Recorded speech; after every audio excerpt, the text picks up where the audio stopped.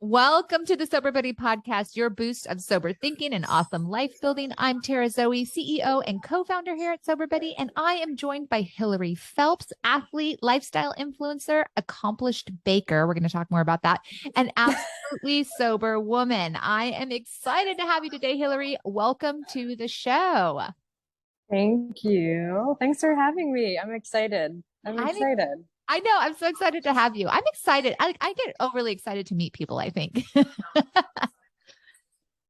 Me too. I was talking to someone the other day, and it's like, for me and my experience is that I meet the most authentic, genuine, kind, real people that own their shadow. I was going to use another S word, but like own their stuff in their rooms, and who are walking this, trudging the path.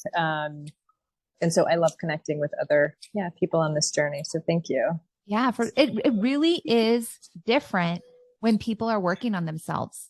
It really is a totally different atmosphere and conversation. 100%, because there's no expectation that I'm perfect. Therefore, there's no expectation that anybody else is perfect either. And that's a really great space to exist, because it's a great space to live, because you're not just existing trying to be something else. You're actually living in a really, bump and flow, like happy, up and down, like in a happy human. Space. Yeah, it's like you're human. Yeah, you're human. You're flowing through life like a human, not like a projected robot.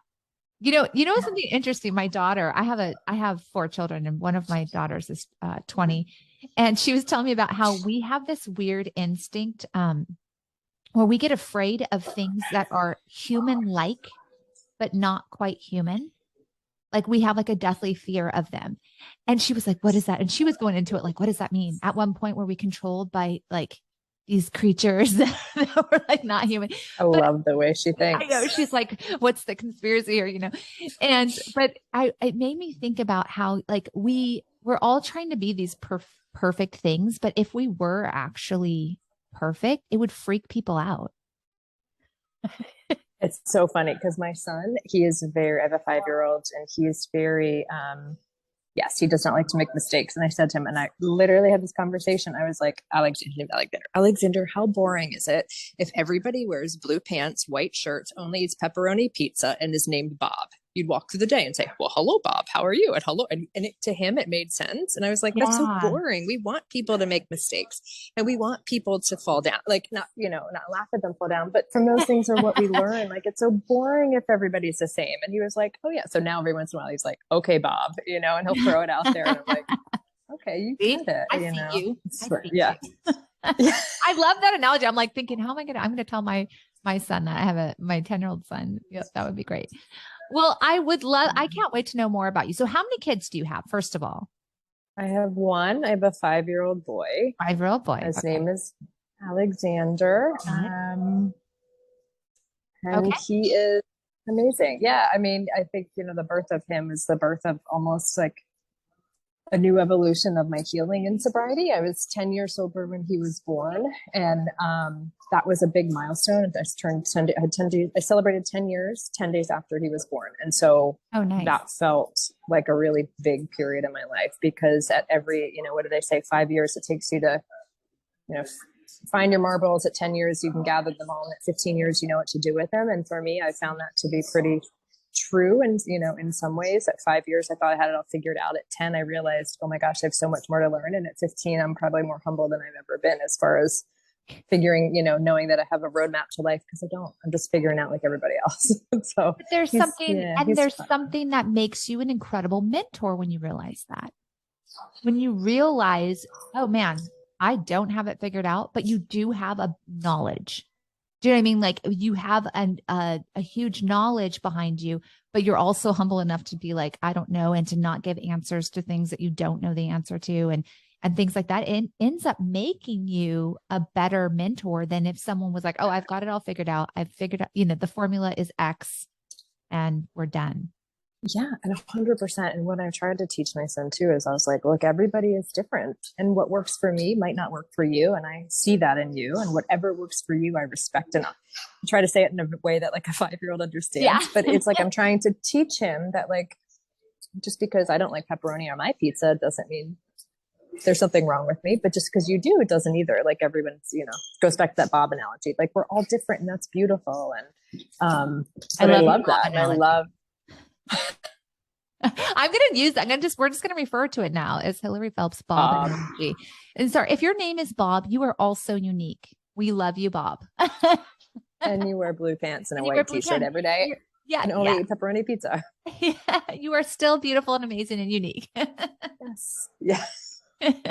so, But so tell me about your, I want to get into your sober journey, and I'm sure that most people listening to this want to know about your sober journey, but I also want to talk about, who you are, and what you're accomplishing alongside that or because of that, or, tell me just a little bit more about your story.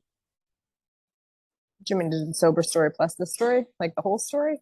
You know, Which one do you want You first? know what? I'm sorry, I confused it there. I was like, I want to know this, I want to know that. Why don't you tell me just like your own version of your story? If someone says, what's your story? You can tell me What's again, my knowing story? Okay. that, we are, like I said, people listening to this podcast are sober interested, but I want to know, there's also something in saying like, I've built my life, because one of the biggest things about staying sober is like, building a life that you love. And you seems like you're building this incredibly um, expressive life, which I think is super cool. Thank you. And I'll probably cry because that's who I am and I own that. And so like yeah, I mean a little bit like, I felt exceptionally unique growing up, meaning I've always craved connection. I craved connection with other humans. I always wanted to feel a part of, and I never could. I never found that. And so for me, I always wanted to be the best. I was a perfectionist from the day one. I got straight A's. I was a swimmer. I grew up a nationally ranked swimmer. I was the fastest swimmer in my age group at 11. I was a distance swimmer. I swam the mile. I was complete. I was dedicated. And I share this because at some point someone was like, well, if you trained harder and you studied more, you'd be better. And I like something in my brain said, oh, does that mean I'm not good enough getting straight A's and being the fastest? And like and for some kids that works. So it's not, it's not but for me it didn't. And what I heard was you're not good enough. No matter what you do, is not good enough. And There's no so marker that says you've reached your goal. You're always like striving. exactly. And it wasn't about the journey. It was about the destination. And of course, in this scenario, and it was like, well, I'll never reach the destination, if I'm not good enough in any capacity. And so from there is when I started really experimenting. I started drinking at 13, 14. Like, I don't remember. Some people like, oh, I remember the first one. And I don't. Like, I experimented with other substances first at 8th grade. And I went on to drinking. I'm from Baltimore, Maryland, and everybody was like lacrosse. They played lacrosse, and I was swimming, and swimming was not cool, And so I wanted to be cool. I wanted to be a part of it. I wanted to be liked. I wanted to be seen. And so that's who I hung out with. And so after games and practices, they would drink. And so to imagining that would make me feel a part of, I did too. And I hated the taste of beer. I did not like, we bought cheap beer like in high school, and it wasn't good beer. It was like, And your palate in high school is really like, I want sugar, and beer. So we got Boone's Farms, right? So we went to the Boone's Farms, and a friend of mine, and we would hang out at the liquor store, and we'd do the, hey mister, like, hey mister, we got $20.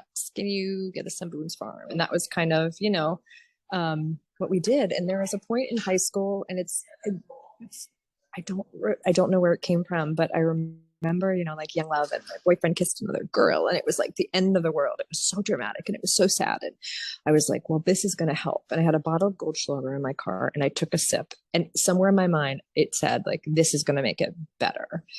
It didn't, but for a moment it made me like, okay, but it felt very grown up, and it felt very like I was making the decision to do it. And, I didn't have a ton of consequences in high school. I continued to drink. Everybody drank. Like, I found my core group of friends, and ironically, about 20 of them now are sober in my high school, which is by the grace of God. We all found the program and found that path. And some have also passed, unfortunately, from overdoses or drinking and relapsing. And so in high school, that, it's just what we did. And then I never felt complete. And so I just continued to to do that. I was disobedient. I didn't care. And someone explained it, and it was so articulate. It's like I was in so much pain that my recklessness didn't matter. Like recklessness was the only thing. Almost a relief, maybe. Yes, because there was so much pain, I didn't know how. And so I didn't really care that I was reckless or dangerous or drove a car, because I didn't know how to alleviate the pain. And so in college, that continued. I was a blackout drinker, so I drank. But I thought I was drinking like everybody else. I was a collegiate athlete. I was a scholarship athlete. I swam all the way through college. I had school records. My grades were not very good. But I didn't care. I was like, well, you party in college. This is what people do. You go to college to party. And so it was an expensive 4-year. I mean, I got a scholarship, so it wasn't, but like a 4-year party, right? Someone paid for it. Someone paid for it. Exactly. And I found myself in situations I wasn't proud of. I had a boyfriend and I would cheat on him. I would, stab my friends in the back. Like I was a person I wasn't proud of, but I continued to do it. In my senior year, some friends came to me, my core group of girlfriends, and they were like, this isn't you. We're concerned. What are you doing? And I was like, whatever, kind of like, you don't understand. You don't understand my pain. And they didn't, but they also didn't know. And they were being good friends, and we're still good. We're great friends today, and we not laugh about it, but I was like, oh yeah, I guess that was an intervention to some degree, wasn't it? Like you were kind of, yeah. A college level intervention, girlfriends. College level. And so, after college, but then I continued, the blackout drinking continued, the falling continued, the waking up with bruises continued, waking up in places I didn't know continued. Like all of the things that were cute, maybe funny, but not really in college, were not cute at 25 and 26 and 27. Right. I've found myself in relationship after relationship because I thought that was what was going to fill that emptiness inside of me. And if I was with a partner who quasi loved me or said they did or whatever, then I was okay. And so then that was okay. And the relationships I found myself in were toxic. They were not healthy. They were abusive. They were just not healthy, and they all some of them came from alcoholic families, and some of them, had their own issues with addiction. And so, but I felt okay, and then eventually one of them came to me and they're like, you have a problem. And I was like, well, it's clearly you. So we're done. I love that. Because I'm not giving up my best friend, so you're out. Yeah, this is the thing that's been my constant, my best friend. And I love that you said that. And I know that that's something that we say a lot, but it's something to acknowledge, like that does become your best friend because it's there for you when you're hurting. And when I'm happy and when I'm all the time, it never has let me down until it did. Right. And that was when I'll get to that. But and from there, I moved in with another guy who was living with another woman who had just bought her a ring, and he left her. And it was like this dramatic and just toxic and just like awful. It was just awful, right? Because it's just like, I'm drinking every night, and he comes from an abusive and alcoholic family, and it was just like awful. It was just bad. But he was the one that got me sober, and I will always credit him because he said to me, he's like, if you don't get help, I'm going to tell your family. And while my family knew it was bad, I don't know that they fully got it because I hid it as much as I could. But I do all the things. I traveled from just outside of DC. I took the trains. I drank coffee in the morning, and then after work, I'd fill my coffee cup up with wine so nobody else could see what I was drinking. And because the little tiny dentist cup coffee things that they give you at the liquor store wasn't gonna do it because I wanted to chug. I didn't want to sip the wine like everybody else did on the train. So I would drink it. I get home, drink 2 bottles of wine, did everything they say, in some of the literature is like, okay, well, this isn't working. Maybe I'll switch to this. And it's like, it didn't matter. Once I started, I couldn't stop. And there were times when I tried to stop. I'm like, okay, tonight's it. I'm going to have one glass. I'm just going to have one glass of wine. And I couldn't sleep to the point where my skin was crawling. I was uncomfortable. I was laying in bed. I couldn't. And I was like, I'm going to go to the bathroom. And I got up and I chugged a bottle of NyQuil because it was like, my skin was literally burning, but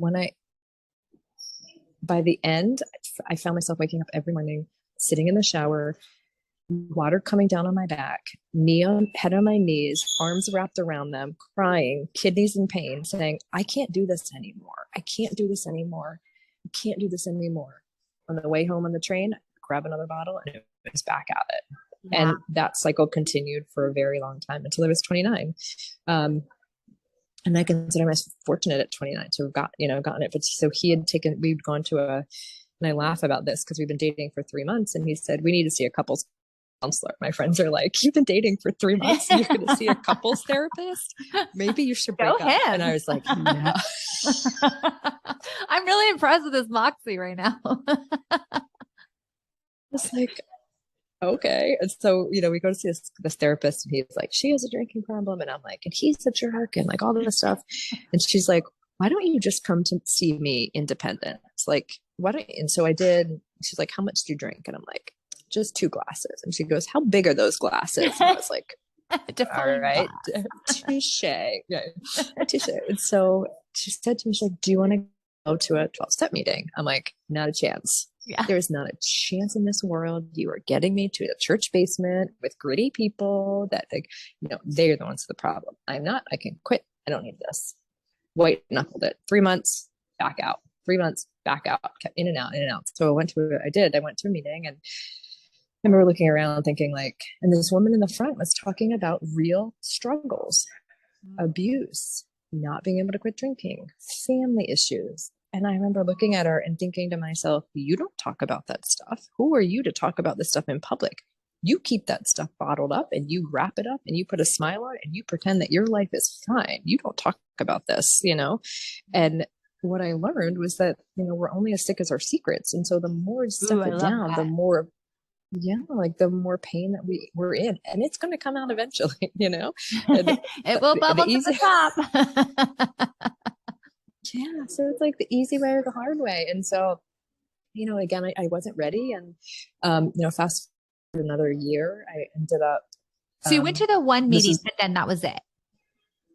And I was like, I'm not coming back here. These people are too much. Like they're too nosy. They want to know my secrets. Are you kidding me? They want to know how much I drink. If they knew who I was, they would kick me out of this meeting. They would not like me one bit. Because it was all about me. I thought they were thinking about me. I thought they were judging me. I thought they were talking about me, and they weren't. Everybody's there just to everyone's on their own path. They are there to get healthy, to get well, to get sober, to get help. And I wasn't ready, and I went back out. I stayed sober for 3 months, and then it was New Year's Eve, and I was like, what do you do on New Year's Eve? And it was awful. I was in the bed for a weekend. It was the worst hangover I've ever had. It was, and in some literature, it's like your addiction's just waiting for you to come back, and it stays strong. It's doing push-ups. The analogy is it's doing push-ups outside the front door, waiting for you to come back. And the second you do, it's ready. You're not. And so that was true, and then another 3 months, didn't drink. And then my birthday came, and I was like, oh, it's my birthday. What are you doing on your birthday? And I was in bed for a weekend. My dad came to see me,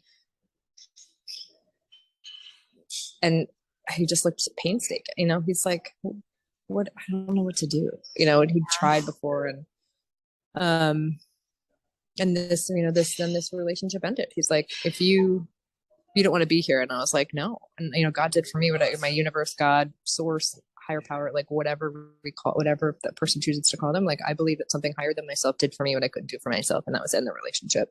And to that end, I left. And it was on, and I lived by myself. I didn't have an account to anybody. I lived in Washington, D.C. in my own studio apartment. And it seemed like it was a year, but it was 10 days. It was 10 days I lived by myself. I thought you were going to say 6 months or 3 months. It was 10 days. It was 10 days. I was getting kicked out of bars. I was So you just went on a bender for 10 days. Oh, okay. Bender. And then I found myself across the street from my apartment. I was out of wine. I found myself across the street one night. It's like a Holiday Inn Express, and the bar was open till 11. And I went and I was like, can I have a glass of wine? The guy's like, we're closing in 10 minutes, whatever. And I was like, so I just drank them. I downed 6 glasses of wine in 30 minutes. This was after I'd finished 2 bottles, and it didn't work. Nothing. I couldn't get a buzz. Nothing happened. And it let me down. My best friend failed me. It's not working. And I was so disappointed, and I just got sick. And I was like, well, that stinks. What do I do now? Yeah. And at that point, and then fast forward, that's when he, my ex was like, you're not getting any better. You need to get some help or I'm telling your family. And so I called around some outpatient rehab and I checked myself into outpatient and I went and I still pretended like everything was fine. I'm like, everything is great. I'm happy to be here. This is amazing, until it wasn't. And I sat in the room one day and they went and you check, like, I don't, you kind of check in, you talk about your day, how's it going? And they came to me and I was like smiling and I just burst into tears. And I said, I don't know what's wrong. I don't know what's happening. I feel sad. I feel scared. I feel lonely. I'm just terrified. Like, and they clapped for me. And I was like, are you people insane? Why are you clapping for me? And they were like, and that's when they said, you are only as sick as your secrets. You got to let it out. Like, you don't have to be perfect, and then the next week I came back and I was like, but I figured out the formula to be perfect. I'm going to quit alcohol. I was smoking a pack of cigarettes a day. I'm going to quit smoking cigarettes. I'm going to quit drinking Diet Coke. I'm going to quit drinking caffeine. I'm no more coffee. I'm going to be a vegan and then I'm going to be perfect. Then I'm going to be perfect. That was a swing. That was an extreme swing. I respect it. I respect it. I was like, if I'm going all in, I'm throwing all the chips in, right? Like this is my time to shine. This is my time to be perfect. And they were like, just don't drink. Literally all you have to do is not drink today. I was like, okay. And they were like, if you make it to midnight, that's another day. Some days it's holding on for a minute. Some days it's literally you're counting seconds. But if you make it to midnight, you have one more day. And that first year was hard. But I did everything suggested. I listened to every recommendation. I went to 12-step meetings. I went to my outpatient rehab. I took antabuse. I called people in the program. And it was hard, but I did it. And then the year came up and I cried because I was like, uh-oh, now what? Do I continue with this? Is this my life now? Like, yeah. What do I do? Because for so long I had my head down just getting well, but I didn't know how to live. You had to find like new meaning in everything. I mean, imagine every single thing I've done up to that point at 30. Now I was 30 years old when I had a year. I had done with the help of drugs and alcohol. Everything. Date, shop. I used to get drunk and go grocery shopping, laundry, like everything I did. So now I'm like, well, now what? Now how do I fit my life into my sobriety? How do I discover a new way to live into this program that I've developed for 1 year? Like, wow. Yeah. And one day at a time. And it was not perfect. And like, that's the thing about about sobriety. Real quick, like, how did you move forward right there? Like, I'm like on the edge of my seat. Like, what was the moment that you, like, wait, how did you, and I'm like, next chapter. I just kept doing what I'd always done. And the past I kept going to meetings. Yeah. In the past year, I kept going to meetings and I learned and I raised my hand and I shared that. And I shared with other people in the program and they were like, that's normal because you haven't done that. You haven't not gone. Who's gone? Anybody who's found themselves here, this is the last house in the block, it's what they say. Like most people don't come here. Some people come because they know it's healthy, but there are a lot of people who are, in my experience, who are addicts that are gladly give it up because it is our best friend. It is the one thing I loved. I loved it. It was a part of me. And so learning new ways to live, learning new tools. And so that's what I started to do from that point forward, is to gather more tools in my toolbox to navigate life, because before that I had one tool and that was grabbing a bottle or something else to take away pain, to make myself more happy, to numb out more, to fill a hole, like all of those things. And so what I started to do is I learned to make real friends. And that was hard. Even at 2.5 years, this woman came up to me and she's like, and she's funny, she'll tell it now. She's like, can I get your phone number? And I was like, I don't know. And she goes, girl, I don't want to date you. I just want to have coffee with you because I want to stay sober. She's like, don't worry. We're not getting engaged. But it's all about right. She's like, I'm just doing the next right thing. I'm just trying to help me. Like, I know what I want. It's not to date you. It's to stay sober. So why don't we get coffee? And I was like, oh, like I was a slow learner. I mean, as far as that goes, like if you told me what to do, I'd do it. Like I found women I respected and trusted in the program and I followed their direction. But it was hard. Like after dating, that was hard because, they say your picker's broken sometimes. And I found, even like, and I got married at 2 years into the program and it was the wrong choice. Right. That's hard because you think I thought when I stopped drinking and chose to live a healthier life that I would only make good decisions from there on out. And that's not the case. And that was a hard lesson, Yeah. but Yeah. I got through it and I kept You going, knew you how to know, get through it without alcohol. and it's because, yeah, and it's because of resources, and it's because of other people that have walked the path before me. It's because of 12-step meetings, because that's where I took my problems. I knew that I could go into a room and I could say, okay, this is what I'm struggling with. And somebody would understand, or somebody would offer advice. Sometimes it was good advice. Sometimes I was like, not a chance. Thanks for that, but not a chance. And that's the thing. It's important like, too. Yeah, you have to say like that sifting through advice is also helpful too. because goes back to Bob. We're not all Bob, right? That's going to be like, everyone's going to be saying that now. We're not all Bob. We're not all Bob. Yeah, like we're all different, and yeah, and that's like that was hard too, because in the beginning I was like, right, like I'm wrong, you're right, and I gave credibility and power to everybody else. But did you think you needed that in the beginning, because it was kind of like you weren't trusting your own decisions? 100%. Right. 100%. But then there's also some validity, and like, you should check, because there was an idea, I'm like, this is the best idea ever, I'm gonna go, this isn't an idea that I had. So I'm not like, I'm going to go sit outside and wait for him to come out, and I'm going to, tell him how I feel, whatever. And they're like, that's not a good idea. Maybe you should just whatever, and so things like that were always like, it's better to run that by somebody just to get like, but things like, what should I do? But things like, that was not an example that I used. I just couldn't think of one, but like, something that's clearly like not healthy, a little bit like, in the beginning, because it's like, I feel great. My life is better. So I know what I'm going to do. And it's like, you should talk to someone about that first. But, things like, what do I do when my marriage is dissolving? What do I do when my partner's drinking a ton? Like, what do I do in these situations? I have to learn to take advice and to hear advice, and then take the advice that works for me. Because some people would be like, just go, get out. And I was like, well, that's not really, right now, that's not what I want, or whatever it is. But, and just having that like knowledge of everybody's doing the best they can with what they have in any situation. And then I have to decide what's best for me in that situation as well. It's hard.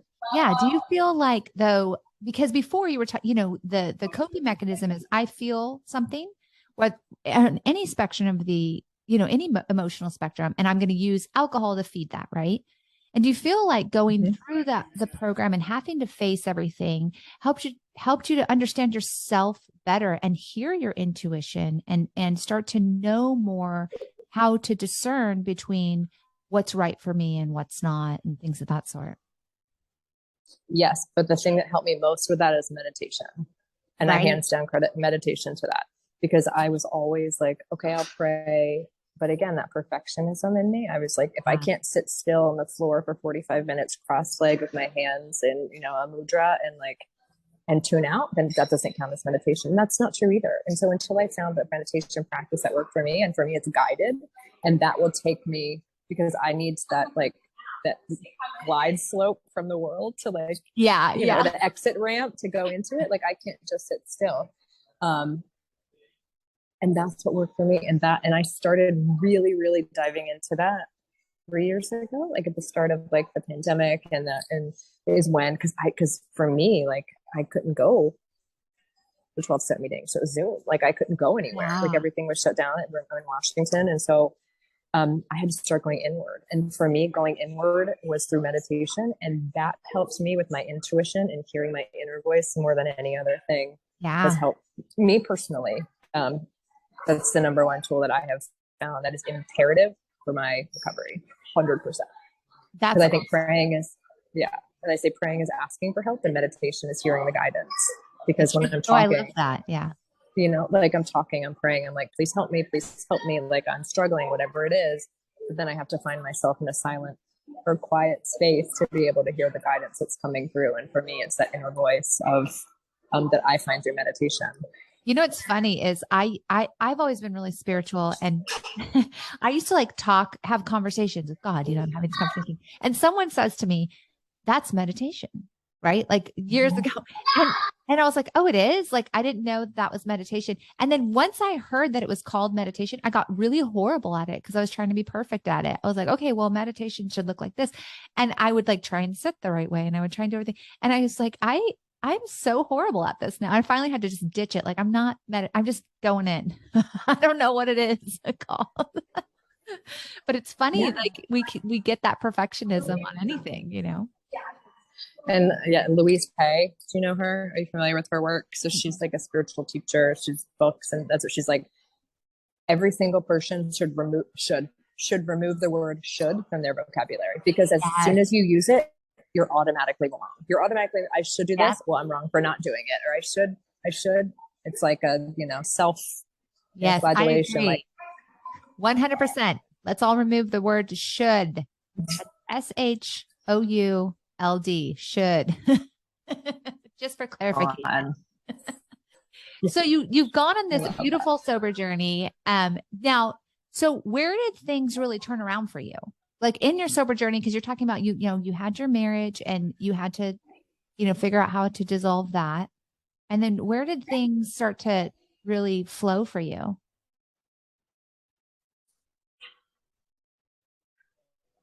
I haven't talked about this publicly after that. And you're in, and just so everybody knows, if you can hear background noise or you can see, she's at a hotel, she's working remotely. And so she's sharing all of this story. And who knows how many people are sitting? Are there a bunch of people right there? Just keep walking by. I know. So they're like, oh, I was on a train recently and had a call, and like, I don't know. So there's a train from DC to New York, and I was talking to someone and I'm sharing, and it kept cutting out. And he's like, wait, what? And I was like, cocaine. And I'm like, oh my gosh. I was like, I am not in a private car. Like, I realized I had to like dial it in. But traumatized anyway, somebody. So people are just on the train. This poor woman next to me was like looking at me. She just gave me a look, and I was like, "Oh, I'm not doing it now. Like, I'm good." I haven't done it in so long. You would not even believe it. Do you want to hear a story? I can tell you stories, girl. She was very sweet.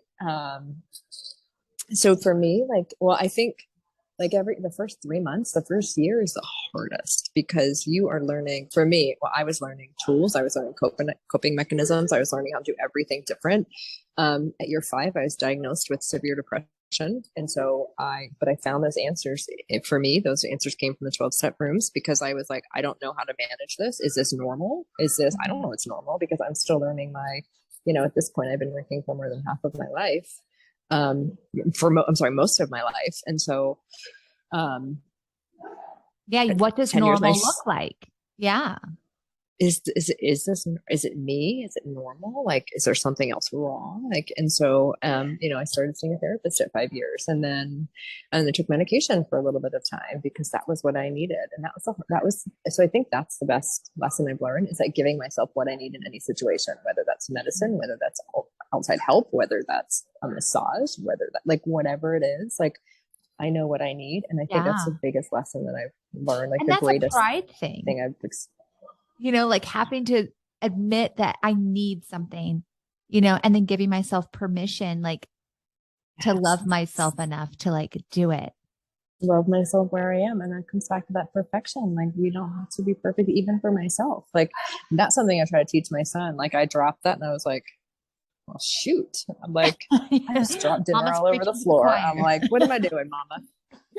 And he's like, it's okay, mama, I'll help you, but like, cause I want to teach him, like, nobody is perfect, and nobody has to look perfect. But at 5 years, that was a tough time. At 10 years, he was born. At 15 years, a very conflict filled divorce, happened. And, it was very painful. And then from that, though, is when I realized that, how to listen to my internal voice, that I could have alleviated some of these struggles, but I let other people dictate what I thought was best for me. And that wasn't the case. And so my biggest lesson is that I'm never wrong. And so after 15 years, like that's why I say like 5 years to find them, 10 years to gather them, 15 years to figure out what to do with them. Like at 15 years, I feel like I'm thriving.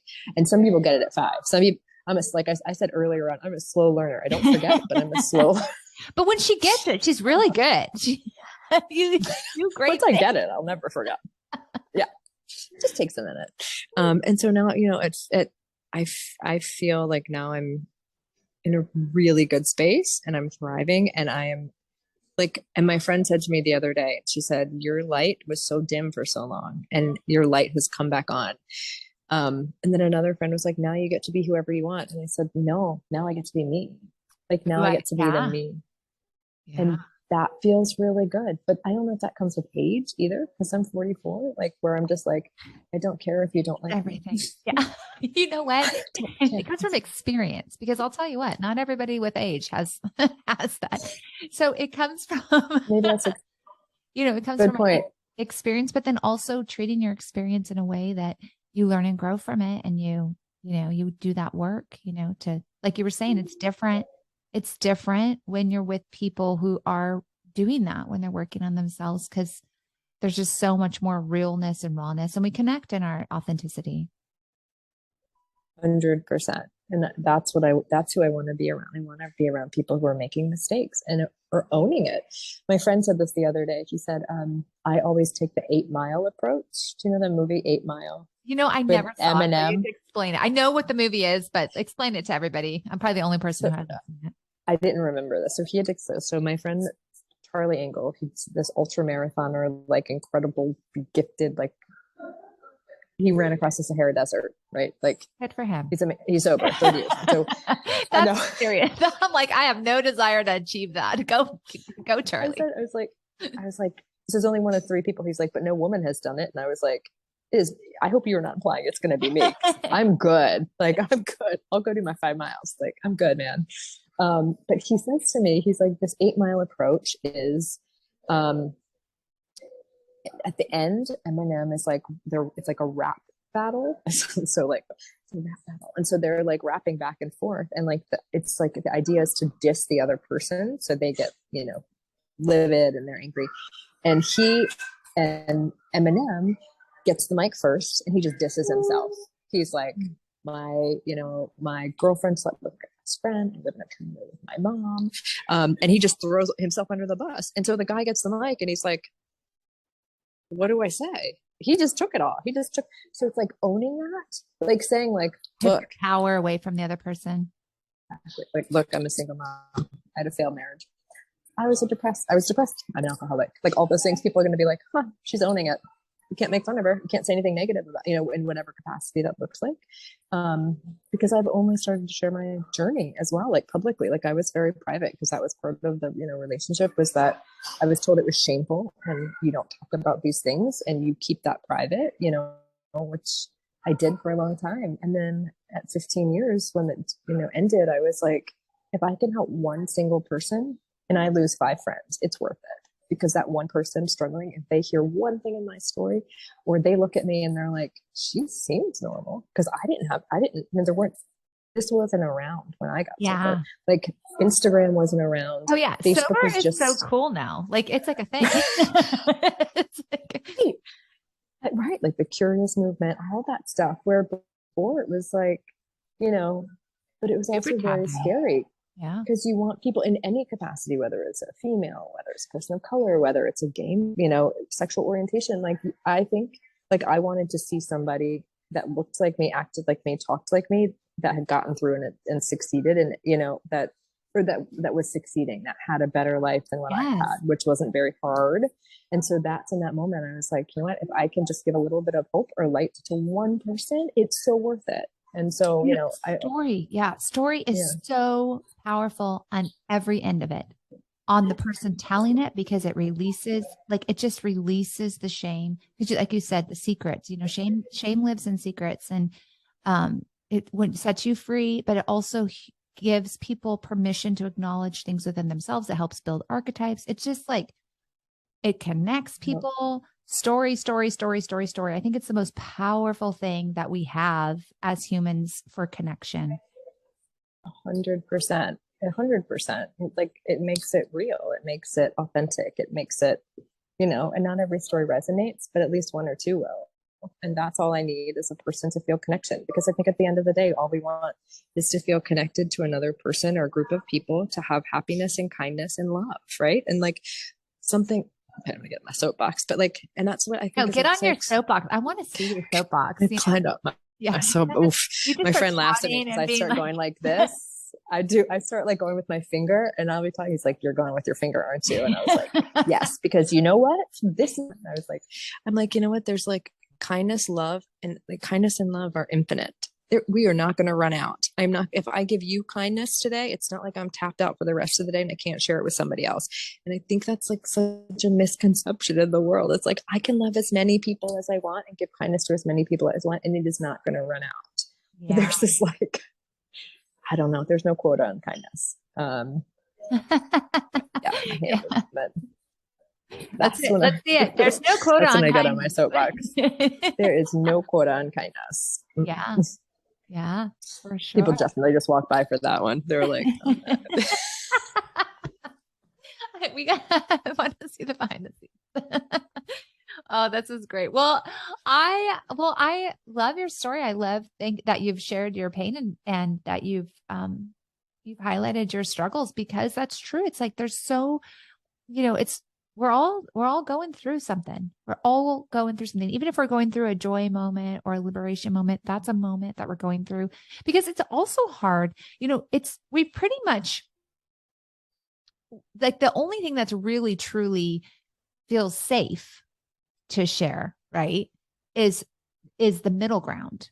We can't say we're really great either. We can't say we're doing bad, but we can't really say, hey, I'm doing fabulous in life right now. Now we actually can, but it doesn't feel safe. Either way, you're exposing yourself, if you show any kind of vulnerability and exposure of that sense. So I think I love that. And you're right. Yeah. So I think that, when we share, that is humble too. You want to humble ourselves a little bit there too, to say like, I actually care that I'm doing great. Like that's true about me. I'm not going to pretend with some false humility that I don't care. So on that note, tell me about what you're working on now and what your kind of wins are now. And if you feel like, you know what, I'm not winning right now, I'm just drudging through it, that's fine too. No, I feel like I'm thriving, which I love. And yeah, so to your point, like I'm going to own it. Like I feel really grounded and happy. And like, so right now I am, so like I have my own business. I run my own publicist. I'm a publicist. I run my PR firm, and I'm really grateful that I get to work with people that are making an impact and a difference in the world. Like that's kind of my niche. Like I've found it, organically, which I love. So that feels really good because I'm talking about things that I love versus trying to sell, promote. So I love that. Yeah. And it affords me the ability to be home with my child sometimes too. Like if I'm like, cool, I'm going to take a Zoom with a client. I'm like, hey, just want to let you know that I have my child. They're like, great. And so I love that flexibility. One, two, my friend and I are going to go speak. We're going to start speaking to our alma mater. We went to the University of Richmond. He has 10 years. He was a football player. I have 15 years as a swimmer.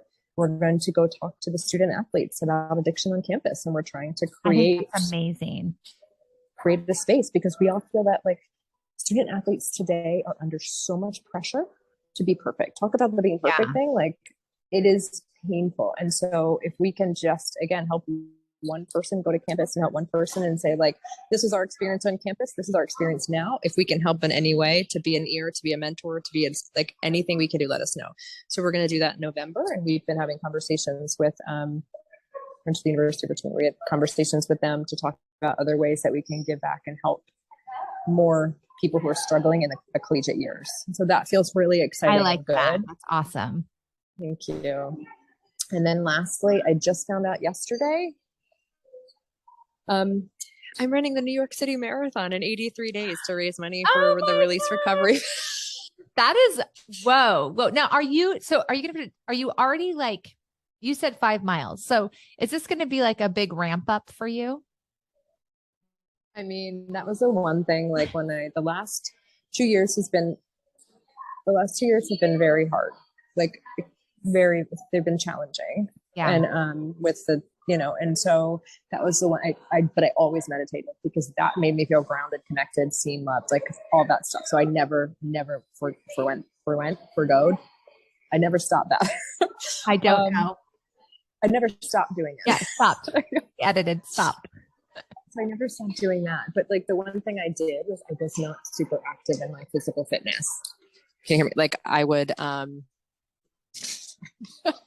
I would do yoga. I would do jumping jacks. Like I'd go for walks and things like that. But this is going to be a stretch. But I have a really great friend that offered, he's a sober running coach. He's sober and he's also a running coach, but he offered to help train me. He's like, I got my boss ready in 11 weeks for Boston. I'm like, I just want to finish safely and raise money for, addiction recovery. That's it. Like, and it's to provide scholarships for underserved communities. And so if I have to walk 26 miles through the 5 boroughs of New York, I'm going to do it. And have you seen the movie Brittany Runs a Marathon? No. Okay. Should I? Is it Brittany? I think it's Brittany Runs a Marathon. I thought it was going to be like kind of a cheesy movie, but it's really good. It's a heartfelt movie. And she actually they don't say she's like going into recovery or anything like that. But in the beginning of the movie, she's actually drinking a ton and kind of like her life's a mess. And then I don't remember what happens, but then she decides to run this marathon and she has to give up. She realizes in order to achieve running the marathon, she has to like get healthier in her life overall. And it's just it's a really touching movie. You'll probably cry, but I recommend this movie. I cry all the time. I feel that. So you're spiritual. You said you're like, you have deep spirituality. Yeah. Yeah. Okay. So I'm a Pisces sun, Cancer moon, Scorpio rising. Oh, wow. Yeah. I have a Cancer rising, so I feel the crying there. It's all water. It is all water signs. I have no grounding. I have no earth. I have nothing. I'm all water. I'm out there. Oh my gosh. You're fluid. You're fluid. I'm fluid and very emotional, but yeah. So I will check that out. Do you already have a site or something set up where people who want to support you on the New York, well, probably not. You just found out. Or do you? I set it up last night and blasted it out on Instagram. I was like, please help me. Yes. Okay. Like, so on my Instagram link tree. Okay. Well, and I'll put we'll tag you. Yeah. But what's your Instagram It's at Hilary Phelps _. Okay. At Hilary Phelps _ And we'll write that in all of the comments and stuff, guys. But I just so go there, go support her marathon. Cause iterate once again what you're raising money for. So raising money, it's for the Release Recovery Foundation, and they are raising money to provide scholarships to underserved communities, regardless of race, sexual orientation, anything. So underserved communities are the ones, that can often struggle with addiction and mental health and not have the resources. And so we're raising money to provide scholarships to those communities to help them get the help they need to be the best they can be. Well, I am definitely going to go on. Everybody go on and support that. Let's support her in her marathon. I just I have to admit something here, guys. This is a humbling moment. Like, I don't know, 6 months ago, I had all this energy and I signed up for this like adventure tour to Argentina, right? Like this, like you're like hiking and then you take it down to Patagonia and like all this stuff. Well, I just canceled because I kept trying to get in shape for it. And then I got like COVID and then I was getting in shape for it and I got injured and I was like, and then I'm like, have all this stuff going on with SoberBuddy. And finally I was like, I don't even think I can handle a flight. Like, let alone like 10 days of like extreme sporting. I was like, I appreciate you, past Tara, for your ennui for life there. But like, you don't have it. I love that. It was like, it was so hard to cancel. But I'm like, the truth is like, I just don't have it in me. But so I am so happy for you that you're going to do this. And check back in 84 days at the end of it. I know. So I'm like, you're going to walk it if you have to. Yeah. I love that. Walk it. I got new shoes. Someone told me I need a hydration vest. Like, because I'm a swimmer. Right. Like I can swim. I could get in the water now and probably swim if I haven't been, but running is like, we'll see. I just want to do it uninjured, right? Like do it safely and just make it across the finish line. And my friend said to me, if you do he said dead last. He goes, if you're dead last, it just means you enjoyed the course more than everybody else. I'm like, I like that mentality. So, I've got all of those. At butterflies now as you pass by. Are there butterflies? during the New York City? I just don't feel like that's true. Never mind. November. I don't think so. I But maybe think we can work something out. Maybe we can have, like, a release. release. That's what I'm going to do. I'm going to go there and we're going to release the butterflies. They're all flying in the other direction. um, well, I They're love cocooned because it's winter. like, shoot, we didn't think this one through. Darn it. Yeah. Well, or we get banned. Thank you, Tara. Well, we get arrested.